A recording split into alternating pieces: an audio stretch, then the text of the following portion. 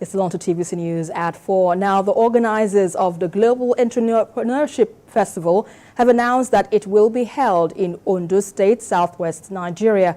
Senior correspondent Sharon Ijason has more on this. It was a gathering of like minds who are focused on contributing their own quota towards achieving the Sustainable Development Goals, SDGs. Speakers at the event highlight how entrepreneurship promotes bilateral trade, encourages investment and social impact. We believe very strongly that the wealthiest continent in the world have no business being the poorest. And we believe the instrument of this particular change is in the hands of entrepreneurs. The coordinator of the event unveiled the theme of the Global Entrepreneurship Festival while addressing the press on the issue. He emphasized that the theme of the conference is essential in the face of current realities. That with this abundance of resources in Africa, we can then channel our brain properly to be able to harvest and harness the amazing opportunities we have here. Of course, we have global speakers from different parts of the world that would address us at the Global Entrepreneurship Festival. We have designed the locations in such a way that we have tagged it going around the world in 3 days. For those of you who are listening to this outside of this room, who are venture capitalists, who are investors, who want to be a part of the next United States of America, the country of Nigeria, the Global Entrepreneurship Festival provides that opportunity for you. The president of Nigeria or presidents across Africa and even in the world will come to your table for solution irrespective of your race, gender, creed, religion. If you have that solution. It was revealed at the event that 12 concurrent events will be unfolded at the festival, including networking sessions, breakout rooms, business pitch to VCs and investors, award gala, innovation and robotics expo, hackathon, trade fair and exhibitions, global leadership forum, International Women Congress, fashion show, and a closing concert. Sharon Ijason, TVC News. Here today to be able to spread this good news. And for more on this, I'm being joined by the chairman, Entrepreneurship Village Board, Dan Wolkowitz, and a member of the Global Entrepreneurship Festival Board, Joy Francis. Good to have you both. It's a pleasure. Pleasure is mine. Great. So let me begin with you, Dan. We understand this is holding in Ondo State, that's the festival. Tell us why Ondo State and what impact do you foresee from this festival? I had the opportunity to meet the governor the other day, and he is very enthusiastic and encouraging of entrepreneurship. That's a significant reason why it's being held in Ondo State. The impact will be not only on Ondo State, but all of Nigeria, significant because the number of people, the investors, are coming from all around the world. And those people will take away opportunities to invest further in Nigeria, and we expect that to achieve one of the goals, which is to eradicate poverty. And talking about the goals, we needed to emphasize what exactly are you looking at? Because I know you're talking about the SDGs, and there's so much about the SDGs. We have about 17 goals, right, to achieve before 2030. Talk to us about those goals that this festival hopes to harness, to achieve, to ensure that we meet that target before 2030. Well, the two that most impress me beyond the obvious are sustainability and inclusion. Those are factors that are very important to me and important to the country and to the world. So the focus on those two areas is what really excites me beyond the emphasis on entrepreneurs. Great. So, Joy, let me come to you on this because we understand there are about diverse events that will be held during this festival. Talk to us on how this will also contribute to us achieving the SDGs. Okay, so fantastic. One of the things that I would want to buttress is the fact that the Global Entrepreneurship Festival is actually addressing the 17 SDGs. Right. Now, this year we're starting with the first one, which is no poverty. Now, what will that do?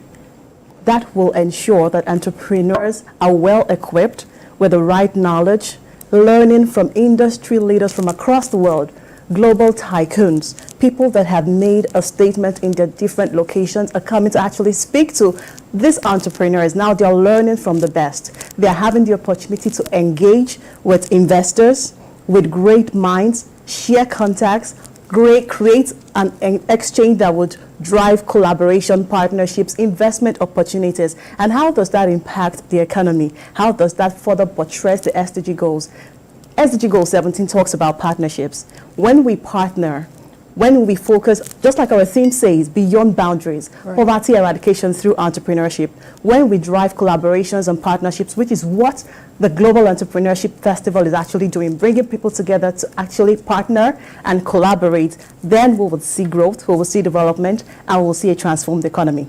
Now, some who are listening to you right now will feel that this is meant for only maybe those in the middle class, those in the high end, of the strata of the society. Yeah. But how does this trickle down to those who really matter? That's the low income earners. Is it for everybody, or is it a particular class of individuals in this case? Interestingly, we're bringing into the same environment both the high class, the established entrepreneurs in Nigeria. We know the likes of the matron of the organization, which is Mrs. Folorunsho Alakija.